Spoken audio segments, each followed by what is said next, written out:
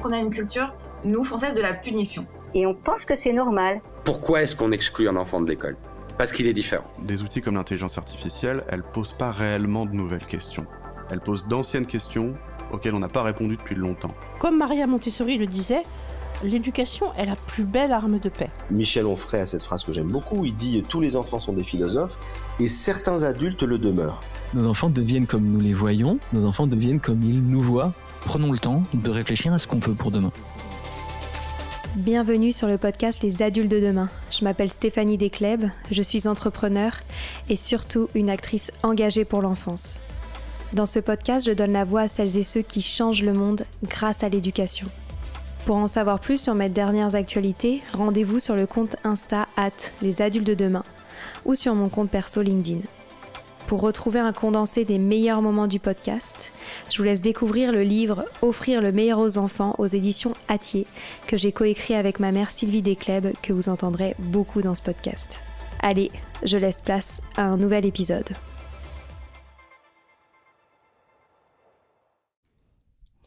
Bonjour à tous, cet épisode a été enregistré au début du mois de janvier, alors j'en profite pour vous souhaiter une merveilleuse année 2025, qu'elle soit lumineuse, joyeuse et pleine d'enthousiasme à l'image des enfants. Aujourd'hui, nous allons explorer les particularités des relations entre beaux-parents et beaux-enfants. J'ai la chance pour ça de recevoir Yvie Dor, autrice et psychologue qui partage avec nous, avec beaucoup de bienveillance, les complexités de ces liens. Elle nous offre également des clés précieuses pour accueillir ces nouvelles dynamiques familiales avec sérénité, que ce soit pour les parents, les beaux-parents ou les enfants. Je vous souhaite une très bonne écoute. Et c'est parti. Bonjour Yvie. Bonjour Stéphanie. Je suis très heureuse d'attaquer cette nouvelle année 2025 avec toi pour parler de relations familiales et plus particulièrement de celle qui lie les beaux-parents et les beaux-enfants. Moi aussi, je suis ravie. Alors, je vais quand même te présenter brièvement. Tu es docteure en psychologie et psychologue clinicienne. Tu es l'autrice de plusieurs ouvrages, dont Belle-mère et beau-père, trouver sa place aux éditions ESF, qui m'a beaucoup aidée pour la préparation de cette interview. En introduction de ton livre, tu reviens sur cette particularité sémantique de notre langue française. Nous utilisons le même terme de beaux-parents pour désigner à la fois les parents de son ou sa partenaire, mais aussi pour parler du cas où l'un de nos parents forme un nouveau couple avec une personne différente. Alors, même mot, mais deux affiliations différentes qui soulèvent toutes les deux des mythes bien particuliers comme cette récurrente diabolisation de la belle-mère. Nous y reviendrons. Alors, s'il n'est pas toujours question de conflit dans ces relations familiales, vous proposez des pistes pour accueillir ces nouvelles relations avec sérénité. Pourquoi était-ce important pour toi de creuser cette facette de la famille ? Alors, parce que déjà, c'est très présent dans la clinique. C'est-à-dire, ça fait souffrir, ça fait parler, ça fait aussi des joies, mais c'est quand même un sujet qui est très souvent présent dans la clinique, dont on parle peut-être plus des parents du conjoint, dans le cas des familles recomposées, mais pour les familles où il n'y a pas forcément de séparation, mais il s'agit des parents du conjoint, on en parle très peu. Et donc, je dois dire aussi que cette particularité française m'a beaucoup amusée, parce que belle-mère, beau-père, c'est déjà ajouter ce beau, et puis pour ces deux relations affines, utiliser le même terme, je trouvais que c'était assez intéressant. Donc c'était une manière d'aborder des questions qui me paraissent significatives et dont on parle peut-être pas assez dans la clinique, mais aussi dans la vie. On le dit d'une manière très banale. Oui, ma belle-mère, oui, elle m'embête. D'ailleurs, on parle peu des beaux-pères, ce qu'on va citer dans le livre. Mais on parle comme ça d'une manière un peu presque triviale parce que ça rentre dans les représentations et tout ça. Ça fait rire. Mais je peux vous dire que dans l'intime du cabinet du psychologue, c'est vraiment une question très présente. D'ailleurs, j'ai demandé à ma communauté sur Instagram s'ils avaient des questions à te poser et j'ai été surprise, j'ai reçu énormément de questions. Donc en effet, ça prouve que c'est un sujet qui occupe beaucoup les esprits des parents et je suis certaine des enfants aussi. Peut-on dire qu'en France, les familles recomposées sont de plus en plus nombreuses ? Alors, les derniers chiffres qu'on a, c'est de 2018. C'est 45% des couples qui divorcent, mais tous ces couples n'ont pas d'enfants et tous les couples qui ont des enfants ne sont pas mariés, donc ils ne rentrent pas dans ces chiffres-là. Ce qu'on peut dire, c'est que un enfant sur 10 en France vit dans une famille recomposée, ce qui n'est pas rien. quand même. Je ne sais pas si on peut dire c'est en augmentation, probablement. On n'a pas encore les chiffres de 2024. Les chiffres s'arrêtent, comme je disais, en 2018. Mais je pense que oui, quand même. Et de quelle manière a évolué nos esprits par rapport aux familles recomposées? Est-ce qu'il y a une évolution culturelle par rapport à l'image qu'on se fait de la famille recomposée? Oui, je suis certaine de ça. Déjà par le nombre d'enfants qui se retrouvent dans cette situation dans les classes. C'est-à-dire que l'autre jour, il y a des patients qui me disaient « Mais en fait, nous sommes presque les derniers des Mohicans. Notre enfant, tous ses copains et ses copines ont des parents divorcés. » Et d'ailleurs, les enfants posent la question aux parents, mais vous allez divorcer aussi. Enfin, cette préoccupation, elle est présente, alors que j'imagine que dans les décennies précédentes, c'était plus rare de voir des enfants avec des parents divorcés. Aujourd'hui, il y a quand même une forme de banalisation de ce contexte et de neutralisation presque, de normalisation de ça. Ce qui est quand même très positif pour les enfants, de ne pas être ostracisés par le fait d'être un enfant de parents divorcés. Mais c'est quelque chose qui se tient, enfin, auquel on tient compte, en fait. Je vois bien dans les anniversaires, des patientes ou des patients qui rapportent ça. Tiens, tous les anniversaires des copains tombent le week-end où il est avec son père. Moi, j'ai dit à ma copine, pour ton enfant, quand même, tu fais attention que ça soit mon week-end. Donc, même, voilà, dans l'invitation à l'anniversaire de son enfant, on fait attention à quels sont les enfants qui seront là ce week-end parce qu'ils sont chez les parents. Donc, je pense chez l'autre parent. Donc, je pense que c'est une question qui est déjà très présente, auquel on fait attention et on le vit de manière plus simple et plus détendue qu'il y a quelques années. On va y revenir sur ce qui se passe concrètement pour ces beaux-parents et ces beaux-enfants, mais j'aimerais que d'abord on prenne du recul et que tu nous dises qu'est-ce qui se joue en termes de grands enjeux pour ces familles-là, selon toi? Ah ouais, je pense que le grand enjeu de ces familles, c'est l'amour. C'est-à-dire que c'est une question quand même qui est l'enjeu de l'humain. Hein. Est-ce qu'on m'aime? Est-ce que je suis aimée? Est-ce qu'on va être aimé? Donc je crois qu'il y a une question vraiment très importante autour de l'amour. Et peut-être que je dois ajouter quand même une deuxième, qui est est-ce qu'on est vraiment une famille? Et quelquefois, je trouve que dans les familles recomposées, on rentre dans le piège qui est celui de... on veut les règles presque, les codes, et fonctionner comme une famille traditionnelle qui n'a pas traversé le divorce. Et on est sur le plan éducatif quelquefois avec des exigences qui sont un peu semblables, ou bien on tombe dans l'autre travers qui serait pas d'exigences éducatives parce que les enfants souffrent déjà assez.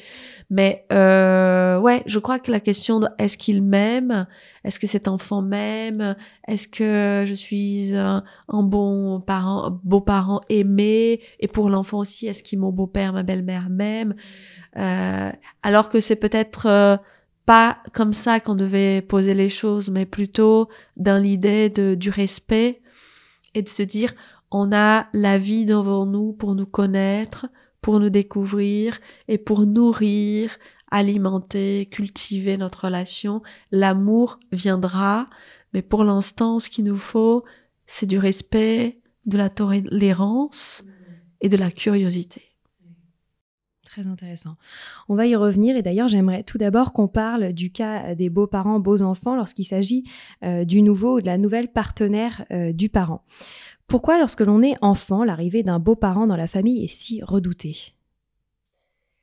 Alors elle est redoutée pour plein d'aspects. Alors bien entendu que ce qu'on dit là, Stéphanie, est un peu généraliste et qu'on devrait regarder au cas par cas, mais ce que je te raconte, c'est plus la question de ce que j'observe. Et c'est ce que j'ai amené dans ce livre, c'est-à-dire ce que j'observe de manière plus fréquente, qu'est-ce que je vois comme étant un fil rouge quand même des préoccupations. Et pour moi, il y a déjà toutes les représentations négatives de ce beau-père, belle-mère qui va être méchant, qui va être strict, qui ne va pas me laisser faire ce que je veux, qui va me enlever mon parent, qui va m'empêcher d'être en contact avec le parent. Donc l'enfant, il est aussi traversé par toutes ces craintes-là, tous ces fantasmes aussi, mais qui ne sont pas que des fantasmes, hein. Quelquefois, c'est quand même réel, tout ça. Autre chose, je trouve, c'est l'arrivée du beau-père et de la belle-mère confirme ou réaffirme le deuil du couple d'avant et de la famille d'avant pour l'enfant. Et donc, c'est comme si cette nouvelle personne confirmait que vraiment ils sont séparés pour toujours ou pour presque toujours, parce qu'il y a encore peut-être une possibilité, si cette relation s'arrête, que les parents puissent revenir ensemble. Et je trouve que l'autre étape de ça, c'est l'arrivée d'un petit frère et d'une petite sœur. Là, c'est encore un autre niveau où on se dit non, mais alors définitivement, mes parents ne reviendront plus ensemble, la famille est terminée. Même si on peut dire que tous les enfants ne souhaitent pas forcément que les parents reviennent ensemble, hein. Dans les situations de conflit, de violence, de grande hostilité parentale, c'est pas forcément ce que les enfants souhaitent. Et même ils voudraient que les parents s'arrêtent, que la relation s'arrête, que le couple se termine. Pour autant, ils ont toujours, ceux que je rencontre, hein, le fantasme de « ça aurait été bien si c'était autrement ». C'est-à-dire, le projet que ce couple soit la famille réunie, unie pour la vie, elle est quand même présente chez les enfants d'une manière générale. Et sur justement cette arrivée du beau-parent dans la famille, ce que j'ai aimé dans ton livre, c'est que tu insistes sur l'importance du moment de la rencontre. Alors, pourquoi c'est un moment clé ? Et qu'est-ce que tu aurais comme conseil à donner sur ce moment-là ? Alors, je pense que le moment de la rencontre, c'est un moment vraiment important. Parce que ça veut dire qu'on a préparé l'enfant à ça.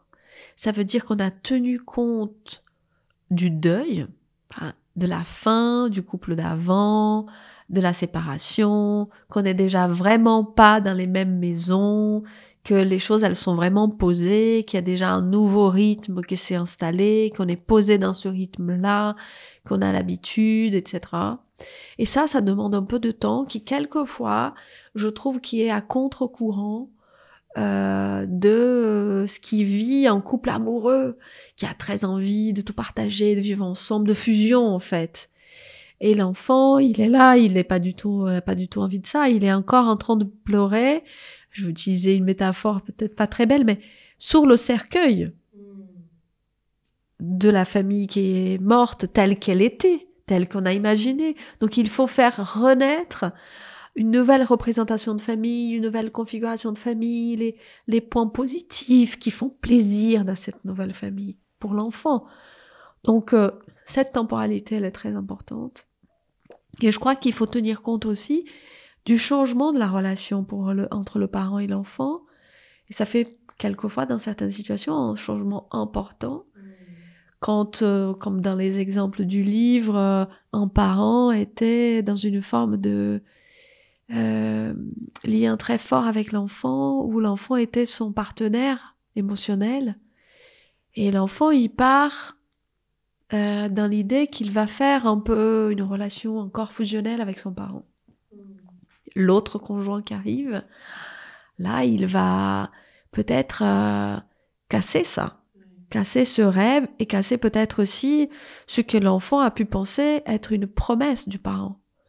Donc, vous voyez, tu vois plutôt, tous ces temps sont des temps auxquels on doit faire attention, hein, l'état de l'enfant, l'état de l'autre conjoint. C'est bizarre de dire ça, mais un enfant qui va passer une semaine chez un parent qui pleure la fin du couple et que la semaine d'après s'y retrouve avec un autre parent qui est « Ouh, youpi, pompelope, on est super amoureux, c'est magnifique, ça dégage l'amour de partout, on est heureux », c'est difficile pour l'enfant et ça vient attaquer aussi sa loyauté. Donc, vous voyez, tous ces enjeux-là, moi je trouve que la question de la temporalité est très importante.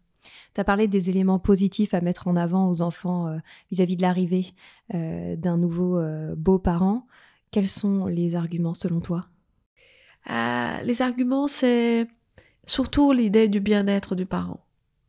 Je me sentirais plus heureux, je me sens heureux et heureuse dans cette relation. Faut pas vendre la chose comme si c'est pour toi, ça va te plaire, c'est bien pour toi. Non, je crois pas qu'il faut le faire comme ça. Il faut parler de soi, de dire, voilà, c'est important pour moi. Pour autant, on va faire attention à ce que ça soit pas trop compliqué pour toi. On va au début se voir chacun chez soi. Et puis à un moment donné, on va vivre peut-être ensemble, peut-être pas. Mais je crois qu'il faut dire à l'enfant comment c'est important pour le parent de cette relation nouvelle, comment ça lui fait du bien. Parce que moi, j'observe aussi que les tensions entre l'enfant et le beau-père ou la belle-mère sont très souvent liées au fait que l'enfant ait le sentiment que cette personne fait du mal, entre guillemets, aux parents. Et quelquefois, c'est sans les guillemets. Oui. Mais que cette personne transforme le parent, que cette personne n'est pas gentille avec le parent. Le parent, c'est un ambassadeur de l'autre conjoint. Et moi, j'en parle dans le livre. Quelquefois, le parent, il se confie sur, je veux demander à Virginie si elle est d'accord. Et puis il revient, en fait, non, Virginie n'était pas d'accord. Enfin, c'est-à-dire qu'il avance quelque chose qui met l'autre dans, elle nous empêche de nous voir, c'est Virginie qui décide, c'est elle qui... Enfin, et puis ça devient un problème avec cette personne. Donc le parent, il est très responsable aussi de la relation entre le beau-père, la belle-mère et l'enfant. On en parlera plus en détail, mais c'est important.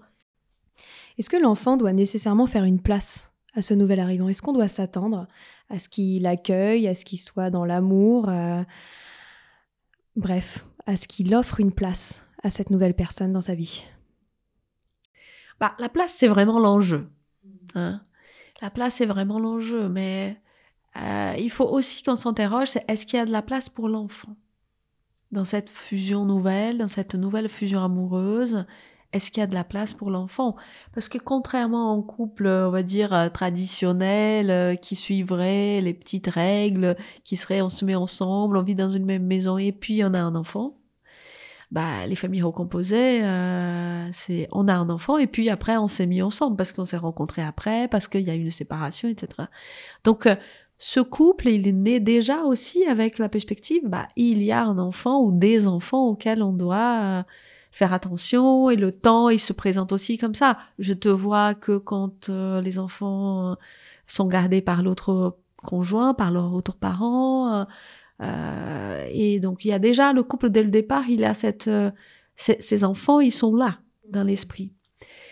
Donc quelquefois oui, quelquefois on attend de l'enfant qu'il fasse trop vite une place, qu'il soit presque dans l'attente de cette personne. Or, cette personne, elle ne fait pas partie de sa définition de la vie, en fait, jusque-là. Cette personne, elle est d'ailleurs, comme on a dit au début, plutôt quelqu'un de qui on aurait peur. On a des représentations pas superbes. Donc, l'enfant, il ne peut pas faire cette place d'emblée. Quelquefois, oui, on le demande de le faire d'emblée.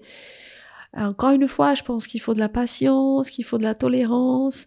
Et très souvent, j'ai dit aux parents, en fait, vous savez dans quel état était votre couple d'avant, vous savez que c'était difficile, vous avez eu probablement des discussions avec votre partenaire, le parent de votre enfant, en disant, bon, ça va pas entre nous, et la menace de la séparation, elle était présente déjà dans votre esprit. L'enfant, il sait pas ça. Donc, il arrive un moment où on se sépare. Bon, quelquefois, il a observé que ça n'allait pas, qu'il ne sait pas. Mais l'annonce, lui, il s'est pas préparé forcément, nécessairement, très bien à cette annonce. Donc, il a un truc déjà, les parents ont un temps d'avance sur l'enfant, ce qui est normal. Et puis, c'est pareil pour ce nouveau partenaire. On dit peut-être pas tout de suite, j'ai fait une rencontre avec quelqu'un, on s'est vu hier, on a fait l'amour, c'était génial, je suis vraiment amoureux. L'enfant, il n'accompagne pas tous ces pas à pas. Donc pour lui, c'est toujours, toujours non, c'est jamais toujours, mais dans beaucoup de situations, tout d'un coup, un truc qui lui arrive. Donc si tout d'un coup, j'ai l'annonce, j'ai quelqu'un, et que tout d'un coup, j'ai l'annonce, j'ai quelqu'un, il va vivre à la maison, on n'a pas beaucoup de temps pour se préparer à ça. Donc, et puis, j'ai quelqu'un, il va vivre à la maison, il faut que tu lui fasses une place, il faut que tu l'aimes, que tu l'apprécies, que tu le respectes, c'est pas facile, je trouve. Et à l'inverse, qu'est-ce que tu recommandes dans les cas où l'enfant rejette totalement le beau-parent, que ce soit à la rencontre, au premier jour, aux premières semaines ensemble, mais même à vie? Je pense qu'il faut comprendre le contexte. Il faut qu'on se dise est-ce que j'ai tout mis sur la table pour de vrai, pour que ça fonctionne? Et si j'ai pas fait ça, qu'est-ce que j'aurais pu faire autrement? Si on est de la place de l'adulte, hein. Et puis, je crois qu'il faut quand même préserver du contact et du lien avec l'enfant. Je pense que si on arrive avec douceur, encore une fois, respect, c'est-à-dire respect de la temporalité, on n'est pas là forcément pour que tu m'aimes, mais on est là pour que tu me respectes et on est là pour ne pas se faire du mal. Alors, on va pas s'ignorer, mais voilà, c'est notre vie et c'est hors de question que ton père ou ta mère ne te voit plus, que tu le vois plus. Si c'est difficile avec moi, ben, tu continueras à voir ton parent. Et je trouve que le parent, quand il va à cette rencontre avec l'enfant, il faut qu'il parle du beau-parent. Alors, il va pas passer tout le déjeuner ou tout le temps partagé sans parler du beau-parent, mais tu sais, il y a ceci ou il cela. Mais à un moment donné, il faut dire, tu sais, ce qu'on fait là, c'est une partie de notre relation, mais ma vie, elle est aussi faite de cette autre personne, avec cette autre personne, et c'est pas naturel que tu ne la vois jamais. Qu'est-ce qu'on peut faire? Est-ce qu'il y a quelque chose à faire pour que ça soit possible pour toi, pour qu'on puisse apaiser les choses? Je pense qu'il faut pas lâcher l'affaire. Et que ces rencontres qui se passent comme ça, où les parents voient les enfants qui sont quelquefois devenus adultes, hein, déjà, et ne disent pas un mot sur l'autre partenaire, je trouve que c'est pas non plus représentatif de la réalité des choses. Donc c'est important. Elle a posé des questions sur toi, ou il t'a envoyé un petit cadeau parce que c'était Noël. Voilà, je crois qu'il faut pas lâcher l'affaire. Est-ce que le beau-parent doit avoir un rôle éducatif dans la vie du bel enfant? Ah, cette question du rôle éducatif, ça c'est une vraie question importante, hein, parce que on sait qu'aujourd'hui l'autorité, elle n'est plus l'autorité traditionnelle d'avant. L'autorité traditionnelle d'avant, c'est un adulte face à un enfant, l'enfant doit obéir, point. L'autorité d'aujourd'hui, l'autorité moderne, contemporaine, des temps actuels, c'est une autorité qui est basée sur l'adhésion. Elle est plus du tout l'autorité fais ce que je dis, ne fais pas ce que je fais. Elle est surtout basée sur l'exemplarité. Regarde ce que je fais, moi. Donc, je trouve que cette autorité, elle ne peut pas être exercée après, je sais pas, j'arrive au bout d'une semaine, je te dis, vide le lave-vaisselle, fais ta chambre, range tes trucs, tout ça. Cette autorité nouvelle, elle a besoin de légitimité. Et donc, je trouve que déjà, il faut que le parent autorise vraiment de manière authentique le beau-parent à jouer ce rôle d'autorité et que le beau-parent se sente vraiment sécure pour jouer ce rôle-là et qu'il se dise, est-ce que ça vaut vraiment le coup? Parce que quelquefois, ce que j'observe, je pense à une situation du livre où Sébastien va dire, il faut asseoir mon autorité. Il faut que tu assoies ton autorité.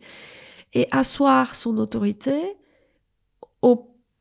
quelquefois au détriment de la relation que j'ai avec cet enfant, de la relation de confiance, de sécurité, parce qu'il faut de l'autorité. L'autre jour, quelqu'un me disait, ma fille qui connaît mon conjoint, cette petite, elle connaît son beau-père depuis qu'elle a 5 ans, elle en a 15. Elle a décidé, ça fait 10 ans, elle est en garde alternée, elle voit son beau-père une fois, une semaine, 2 semaines par mois, 1 semaine sur 2. Et elle décide qu'elle ne veut plus manger de viande rouge. Elle a dit à sa mère, elle a dit à son beau-père qui trouve que c'est une connerie. C'est comme ça qu'il le dit. C'est une connerie. la mère dit, bon, c'est comme ça va passer. Il faut pas qu'on s'agite, ça va peut-être lui passer, ou c'est comme ça, c'est une jeune de son époque. Et le beau-père dit, il faut asseoir ton autorité. Vous voyez, la jeune vient, lundi, elle est à la maison, il prépare un bœuf bourguignon. Pourquoi un bœuf bourguignon? Et donc elle dit, je veux pas dîner. Il dit, voilà, je veux pas dîner, c'est contre nous, c'est vis-à-vis de moi, voilà, on va pas faire un autre dîner. Oui, mais il y a une forme de provocation, là, dans cette idée, je vais asseoir mon autorité. Donc, je pense que, je le dis dans le livre, bien sûr, bien plus en détail, mais que les beaux-parents doivent rester au seuil de la porte, sur cette histoire de faire obéir, d'avoir un rôle éducatif. Moi, je trouve que le rôle éducatif, c'est quand même plutôt un truc qui nous enquiquine quand on est parents. C'est beaucoup plus sympa. Et d'ailleurs, les familles décrivent quand on est en vacances, qu'on a moins de contraintes. C'est agréable. Pour autant, il y a des contraintes. Le beau-père et la belle-mère, ils peuvent surfer sur la vague. Je passe des bons moments avec toi. Je suis une figure sécure. Je suis là. Je suis une référence pour toi. Je suis une ressource. Tu peux venir vers moi. Mais peut-être quelquefois on s'enquiquine un peu trop avec ces histoires d'éducation et je me dis, qu'est-ce qui cache ça? Cette envie impérieuse d'éduquer l'enfant des autres. Je pense que quelquefois il y a deux choses. Quelquefois c'est un message de l'autre parent ne fait pas ce qu'il faut, alors moi je veux faire mieux que l'autre parent. Ou bien ce parent qui est mon partenaire ne fait pas ce qu'il faut, l'éducation de l'enfant c'est moi qui connais, alors là quand on est avec ce genre de motivation cachée, parce qu'on va pas forcément toujours le dévoiler, je crois qu'on se casse les dents. Ouais, ça se finit forcément mal. J'aimerais maintenant te demander sur le sentiment de culpabilité que les parents vivent beaucoup quand ils se séparent vis-à-vis de leurs enfants. Qu'est-ce que tu recommandes pour ce parent qui a d'abord à gérer sa culpabilité de la séparation, puis ensuite d'intégrer une nouvelle personne dans la vie de l'enfant? Alors, je crois que la culpabilité, c'est vraiment un thème important, mais je sais pas si elle vient forcément de cette séparation-là. J'ai l'impression que quand j'entends les personnes, la culpabilité, elle vient presque d'avant, vient souvent d'avant. En tout cas, la culpabilité qui nous encombre. La culpabilité, c'est important. La culpabilité, c'est tenir compte de l'autre, c'est penser à la réalité de l'autre. Ça, c'est hyper important pour les relations humaines. Mais il y a une culpabilité qui nous accable, qui nous met à mal. Et pour moi, c'est très souvent une culpabilité basée sur des promesses qu'on a pu faire quand on était plus jeune. Des promesses liées au fait que, par exemple, je suis enfant de parents divorcés, j'ai vécu des choses super dures, c'était l'enfer, et moi, j'ai jamais voulu faire vivre ça à mon enfant. Et cette culpabilité, elle n'est pas tant vis-à-vis de l'enfant, mais du fantasme, de l'idée que j'ai par rapport à ce que j'ai vécu. C'est la culpabilité de moi vis-à-vis de ce petit que j'ai été, peut-être, et c'est la culpabilité vis-à-vis du fait que j'ai pas pu tenir ma promesse. Et donc, je trouve qu'en tant que clinicienne, moi, je veux chercher de quelle nature est cette culpabilité. Parce que là, ça peut être une culpabilité bonne, je trouve. Bonne culpabilité, tenir compte de son enfant, de dire pas maintenant, comme j'ai vécu des choses super dures, maintenant j'ai profité de la vie, tant pis pour lui, c'est mon enfant, mais j'ai le droit, etc. J'ai suffisamment donné, etc. Exactement, là, c'est pas de culpabilité, c'est un peu embêtant. Je trouve que c'est un peu embêtant. Et donc, il y a cette culpabilité de je tiens compte de mon enfant, etc. Mais il y a cette culpabilité du passé, par rapport au passé, où on est dans des familles où les gens ne divorcent pas. Là, le divorce, j'expose mon enfant. Donc, je me suis promis d'avoir une famille comme celle de mes parents, d'avoir une famille parfaite, où tout le monde est ensemble, comme si cette famille où tout le monde est ensemble est une famille parfaite, était une famille parfaite. On sait que ce n'est pas le cas.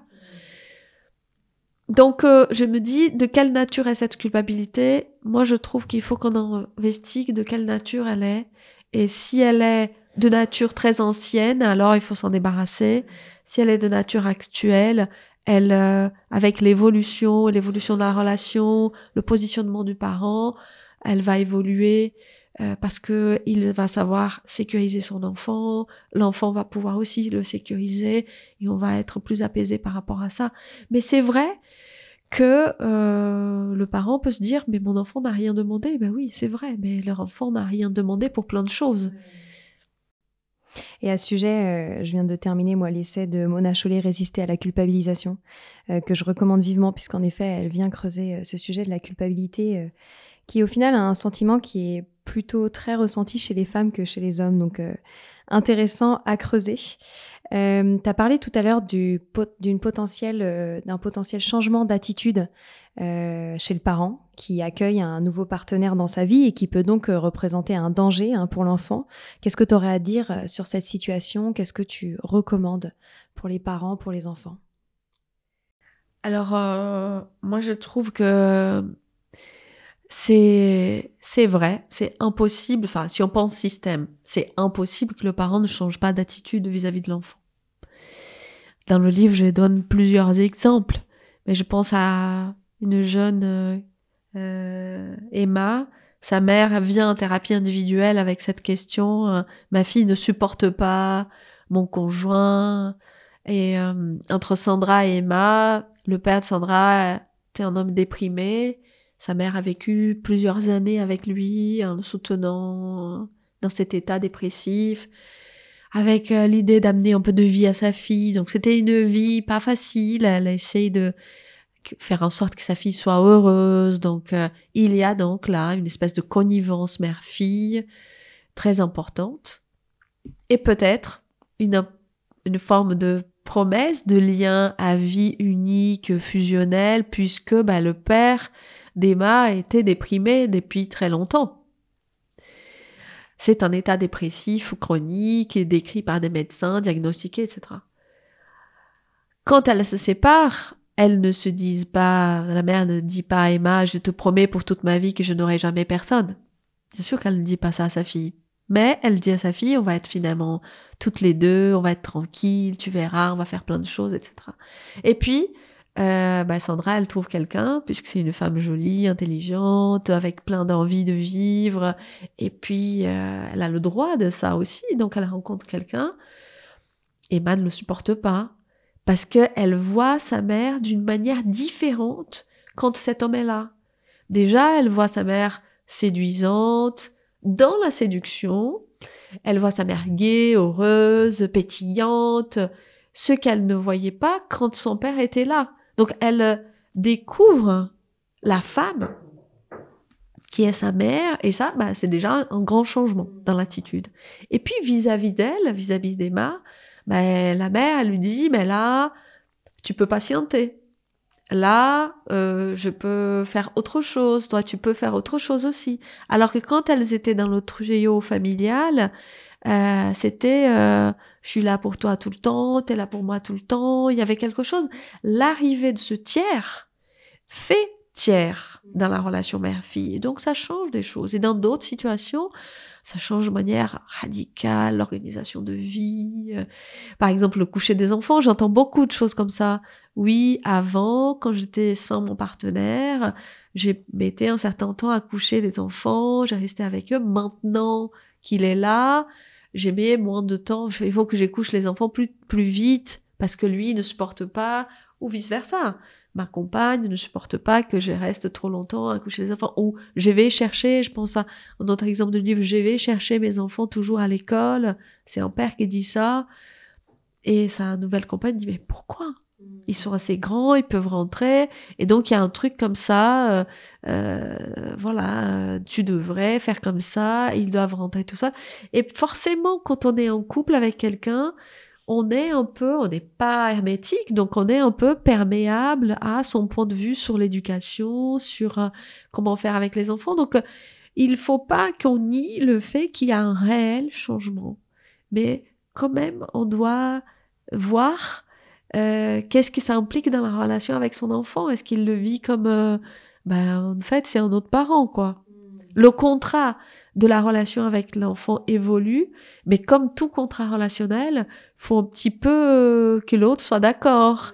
Alors, c'est pas d'accord sur tout. On est d'accord qu'on va pas tout négocier avec l'enfant, mais est-ce que ça a un sens dans notre relation, est-ce que j'amène les avenants au contrat? Est-ce que je les amène convaincus que c'est ça qui est important pour la relation avec mon enfant? Ou est-ce que j'amène un peu un porte-parole du conjoint qui dit c'est comme ça qu'il faut faire? Voilà. Très bien. Et alors, sans transition, j'aimerais qu'on parle de l'image négative de la belle-mère. La culture populaire a beaucoup partagé cette image très péjorative de la figure de la belle-mère. Alors, on connaît évidemment l'histoire dans les contes de fées. On connaît Cendrillon, Blanche-Neige, où la belle-mère est vraiment dépeinte comme un être malveillant, voire maléfique. Est-ce que, selon toi, cette image, elle a évolué? Comment est-ce qu'on peut participer à déconstruire cet imaginaire autour de la belle-mère? Alors, je crois pas qu'elle a vraiment beaucoup évolué, malheureusement, cette image, même si il y a quand même de plus en plus de familles recomposées, etc. Mais j'ai l'impression que ça nous traverse. Je trouve que les beaux-parents, surtout peut-être les belles-mères, elles sont regardées. On les regarde. Moi, j'appelle ça souvent le syndrome de la caisse du supermarché. Je sais pas si tu vois cette situation où quand on passe à la caisse au supermarché avec un enfant petit qui attrape un paquet de bonbons parce que, comme par hasard, tous les bonbons sont vraiment présents autour de la caisse du supermarché. Je pense qu'ils ont fait ça pour les parents. Ouais. C'est une espèce de piège pour les parents. Et alors, le petit attrape un petit bonbon. Le parent dit non. Tu vas pas le prendre, celui-là, on va le laisser, on a déjà acheté plein de choses. Et là, toutes les personnes autour de la caisse, de toutes les caisses du supermarché, regardent cette interaction et attendent de se dire qu'est-ce qui va se passer. Et puis, il faudrait presque faire des paris. Qui va gagner? Est-ce que l'enfant va emporter les bonbons? Est-ce que le parent va le faire? Est-ce qu'il va y avoir une crise? Quelle est la gestion? Je sais pas si tu as déjà vu cette situation. Bien sûr, comme ça. Évidemment. Voilà. Je crois que les belles-mères, elles sont sous ce regard-là. Et comment elle va faire, comment elle va interagir, comment elle va... Et donc, il y a quand même une vraie pression de cette place-là. Et je pense qu'elles sont, comme les beaux-pères aussi, mais on parle des belles-mères, mais testées par l'enfant, testées par l'entourage, testées par la famille. On arrive dans une manière comme ça un peu méfiante. On s'y méfie de ce personnage. Donc, c'est vrai qu'il faut montrer patte blanche, qu'il faut du temps, qu'il faut s'avancer tranquillement. Mais les belles-mères aussi sont contaminées par cette idée. Elles-mêmes, elles ont peur de « je vais pas aimer cet enfant ». Et si je n'aime pas cet enfant? Et si cet enfant ne me plaît pas? Et s'il est insupportable pour moi? Elles arrivent aussi avec ces craintes-là. Et tu vois, quand on se dit qu'est-ce qui change dans la relation aussi entre le parent et l'enfant, avec l'arrivée des beaux-parents, ce qu'on dit tout à l'heure, ça aussi, le parent, il est regardé par un autre conjoint qui n'est pas le parent de l'enfant et qui le voit faire. Et donc ça aussi, c'est un autre changement. Cette question me fait penser à ça. Ça, c'est aussi un autre changement dans la relation entre le parent et l'enfant. Et je trouve que quand on est regardé, on est plus sévère. Parce qu'on a presque une image à tenir. Et quand on a une image à tenir, c'est toujours un truc qui nous met à porte-à-faux. Et l'enfant ne reconnaît pas non plus. Bien sûr. Est-ce que tu as l'impression que cette pression sur les épaules des belles-mères, les beaux-pères l'ont également, ou c'est vraiment quelque chose qui est propre aux femmes? Je pense que les beaux-pères, ils ont autrement.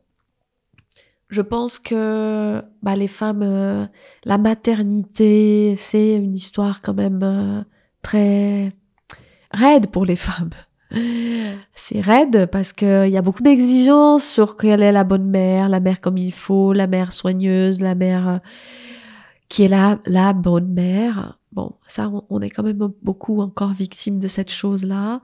Les pères, un peu maintenant, mais je crois que les beaux-pères, on va les regarder plus comme est-ce qu'ils pourraient être violents et abuseurs. La crainte, elle est celle-là. Est-ce qu'il pourrait abuser sexuellement de cet enfant ou est-ce qu'il pourrait être violent avec cet enfant? Mais là, il faut vraiment... la question, elle est pas aussi, je trouve, creusée qu'avec les mères et les belles-mères. Avec les belles-mères, c'est tout de suite, voilà, il est habillé comme ça, elle s'en fiche de, ses enfants sont super bien habillés, voilà, son beau-fils, sa belle-fille, c'est comme ça, voilà, elle lui donne pas à manger ce qu'il aime, elle fait justement le gâteau qu'il aime pas, alors que toutes ces choses-là, on va pas dire forcément du beau-père. Donc la belle-mère, elle est très exposée au quotidien à toutes ces exigences-là, et les beaux-pères sont moins exposés à ce type d'exigences. Tout à fait. C'était important pour moi d'en parler parce que je sais que c'est un enjeu de taille pour beaucoup de femmes. Alors malheureusement, on va pas avoir le temps de parler de l'autre cas de figure des beaux-parents, qui sont ceux, les parents du conjoint, mais où je pense que certes, il y a des enjeux de taille, mais qui peut-être sont moins complexes tout de même que l'arrivée d'un nouveau partenaire dans la vie des parents. J'aimerais te poser une toute dernière question qui est ma question rituelle. Donc tu sais que le podcast s'appelle Les adultes de demain. Qu'est-ce que tu souhaiterais aux enfants d'aujourd'hui, les futurs adultes de demain ? J'aimerais bien qu'ils aient la liberté d'aimer ceux qu'ils veulent aimer, et qu'ils aient la liberté de se sentir soutenus et protégés par des gens autres que leurs parents biologiques. Merveilleux. Et ça conclut parfaitement cet épisode. Merci beaucoup, Ivy. Merci. Merci infiniment d'avoir écouté cet épisode.